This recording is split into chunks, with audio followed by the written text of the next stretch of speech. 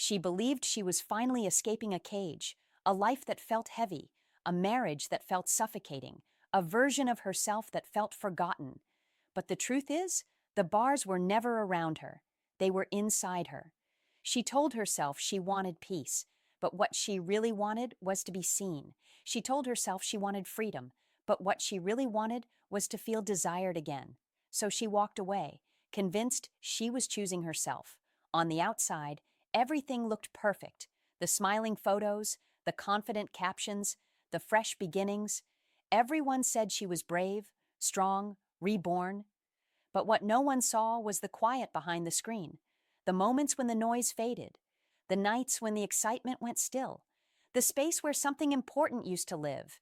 Because freedom feels different when no one is waiting for you, when no one knows your fears, when no one recognizes your silence. And that's the haunting question she never expected to face. What if the problem was never him? What if the life she ran from wasn't a prison, but the last place she actually belonged? And if that's true, then everything she thought about love, independence, and happiness was built on an illusion. In the first few weeks after leaving, everything feels electric. The house changes, new furniture, fresh paint, different music playing in the background. Even the air feels lighter, as if the past has been erased. She tells herself this is what freedom feels like. Mornings begin with yoga, long walks, and coffee by the window. Evenings are filled with friends, wine glasses clinking, laughter echoing through restaurants. Her phone lights up with messages. You're so strong. You deserve this. You look happier than ever. And for a while, she believes it. She posts photos of sunsets and captions about self-love. Every like feels like confirmation. Every compliment feels like proof. Proof that leaving was the right decision. Proof that she is finally becoming who she was meant to be.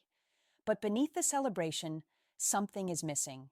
This feeling isn't peace, it's adrenaline. It's the emotional rush that comes from breaking away from something familiar, from stepping into the unknown, from feeling powerful for choosing yourself. She mistakes motion for healing, distraction for growth, noise for happiness. Because when she finally sits still, when the friends go home and the phone stops buzzing, the questions start to whisper. Who am I now? And what happens when this excitement runs out? She doesn't hear them yet. The music is still too loud. She doesn't notice when the attention begins to replace the silence. At first, it feels harmless. Compliments from friends, heart emojis under her photos, people telling her she looks radiant, confident, alive. Every message hits like a small rush. Every "you're glowing" feels like reassurance. So she posts more. A new outfit, a new smile. Another carefully chosen moment for the world to see, and the response is immediate. Likes, messages, reactions. A steady stream of proof that she is still wanted. For the first time in a long time, she feels visible again. But what she doesn't realize is that she isn't being seen. She's being mirrored. People aren't responding to who she is. They're responding to the image she's creating. The story of a woman who escaped and reinvented herself. And as long as they believe it, she has to believe it too. So she becomes fluent in performance, smiles that last just long enough for the camera, captions that sound confident even when she feels uncertain. It isn't dishonesty, it's survival. Because validation isn't about attention anymore. It's about numbing the fear that maybe she traded stability for applause. The more she receives, the more she needs. Because when the screen goes quiet, the emptiness comes back, and this time it's louder than before. It usually starts with someone who looks perfect on paper. He's polite, well-dressed, confident. He knows how to keep a conversation going. The restaurant is nice. The wine is good. The laughter feels easy. For a moment, she thinks, maybe this is it. But when the night ends and he leans in, something feels wrong.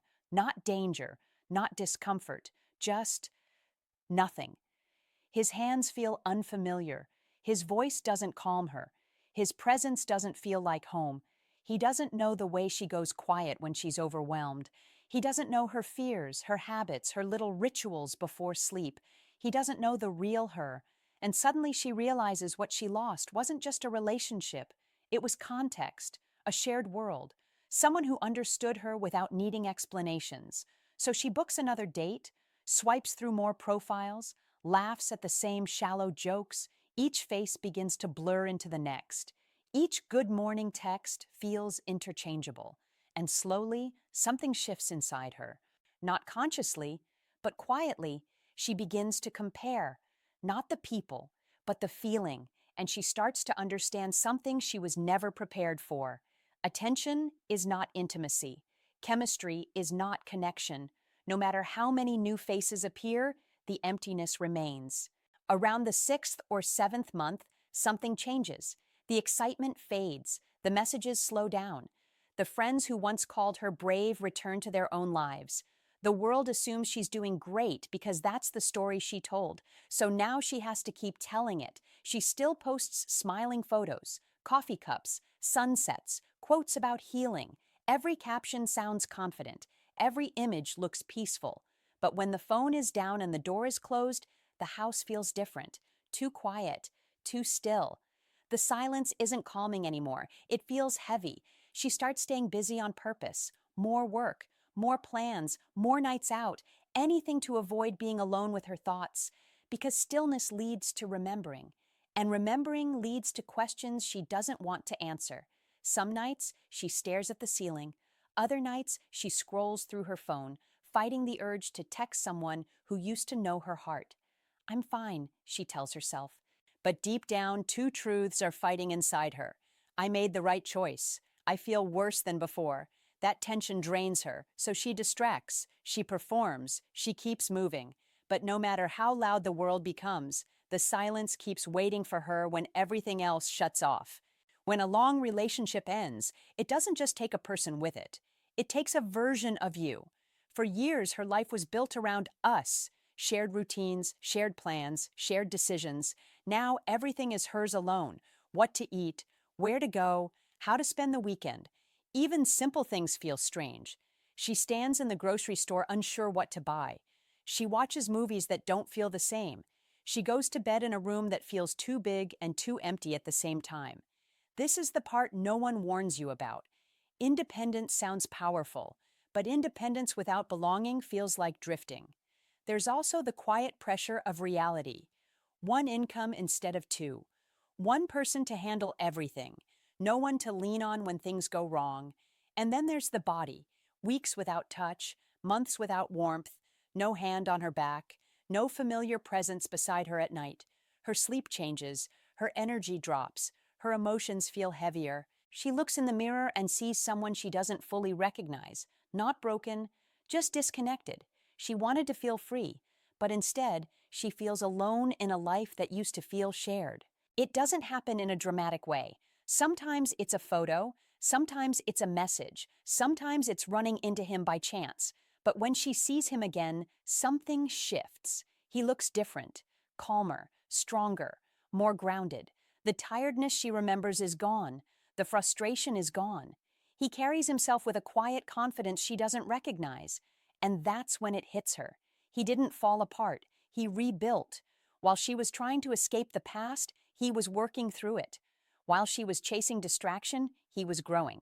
And suddenly the story she's been telling herself begins to crack. She always believed leaving was what saved her, that he was the weight holding her down. But now she's standing in front of a man who looks more complete than ever, and the truth becomes impossible to ignore. The man she wanted him to become. He became without her. That realization doesn't feel like anger, it feels like awareness. And awareness hurts more than heartbreak.